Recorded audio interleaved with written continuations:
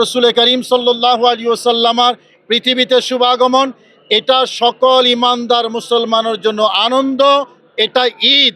যারা নবীজির এই শুভাগমনে খুশি হতে পারে না, তারা নবীজির সঠিক উম্মত কিনা তাদের সেলফ রিয়েলাইজেশন প্রয়োজন।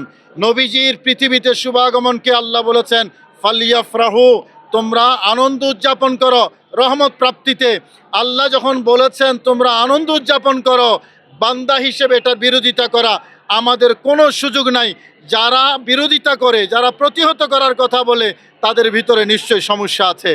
আমাদের আজকের আনুষ্ঠানিকতা হলো, আপনারা জানেন আঞ্জুমানে রহমানী আহমদিয়া সুন্নিয়া ট্রাস্টের ব্যবস্থাপনায় আজকের এই জুলুস, এবং জুলুসের নেতৃত্ব দেবেন নবীজির ৪১তম বংশধর সৈয়দ মোহাম্মদ সাহেব শাহ মদ্দাজিল্লুল আলী, ওনার সাথে শাহজাদা আকিব আহমদ শাহ এবং শাহজাদা কাসেম শাহ মদ্দাজিল্লুল আলী, ওনারা থাকবেন। এবং এই জুলুসটা কাদরিয়া মাদ্রাসার এখান থেকে বের হয়ে এইদিকে শিয়া মসজিদের এদিকে মোহাম্মদপুর বাস স্ট্যান্ড হয়ে ২৭ নম্বর দিয়ে মিরপুর রোড হয়ে শ্যামলী ক্লাব মাঠে এসে সমাপ্ত হবে।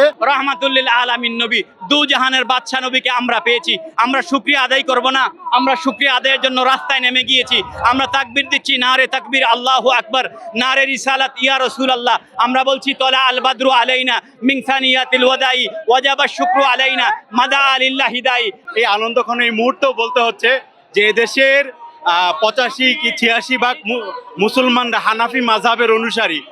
এই বিশাল একটি জনগোষ্ঠীর মতামতকে উপেক্ষা করে বর্তমান সরকার একজন সালাফি এমনকি মাযহাব বিরোধী একজন ব্যক্তিকে ধর্ম প্রতিমন্ত্রী হিসাবে যে নিয়োগ দিয়েছে, আমি আজকের এই দিনে এই বিশাল জনগোষ্ঠীর পক্ষ থেকে সরকারের প্রতি উদাত্ত আহ্বান জানাবো, বিষয়টিকে পুনর্বিবেচনা করে এদেশের সিংহভাগ মানুষ যেই মতাদর্শে বিশ্বাসী, যে মাযহাবের অনুসারী, সেই ধরনের একজন ব্যক্তিকে যেন ধর্ম মন্ত্রণালয়ের মতো একটি স্পর্শকাতর মন্ত্রণালয়ে পুনর্বিবেচনা করা হয়, সেই উদাত্ত আহ্বান জানাচ্ছি।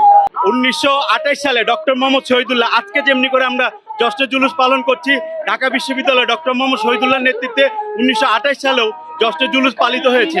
এভাবে করে যদি বলতে চাই যে 1925 সালেও যে মুসলিম হল, ঢাকা বিশ্ববিদ্যালয়ে মুসলিম হল, সেই মুসলিম হলেও ঢাকা বিশ্ববিদ্যালয় কর্তৃপক্ষের পক্ষ থেকে মিলাদুন্নবী উপলক্ষে আলোচনা এবং মিলাদ মাহফিল অনুষ্ঠিত হতো।